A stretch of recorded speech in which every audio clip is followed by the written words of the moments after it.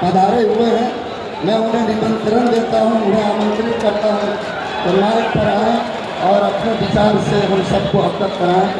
जनाब डॉक्टर राकेश प्रताप सिंह साहब, member parliament.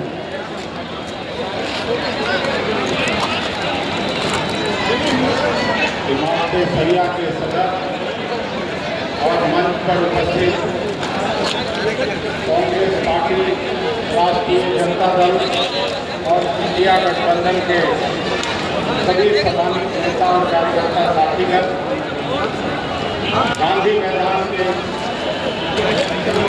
काले कानून के विरोध में उपस्थित सभी बुजुर्ग अभिभावकों, नौजवान मित्रों, पत्रकार साथियों, देवियों एवं छत्रियों, अभी इमरान भाई ने उन्होंने ऐलानिया तौर पर कहा कि अगर इस कानून कांग्रेस पार्टी ने किया था, आदरणीय खड़गे साहब और राहुल जी ने किया था, और एक तरफा निर्णय लेकर के और कानून पास कर दिया गया।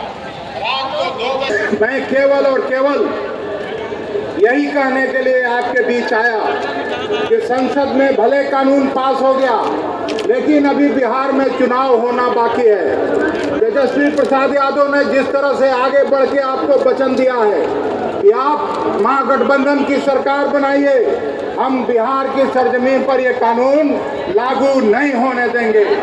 और उसी तरह से हमको याद है गुलबर्गा में इसी तरह की एक मीटिंग पूरे राष्ट्रीय पैमाने पर हुई।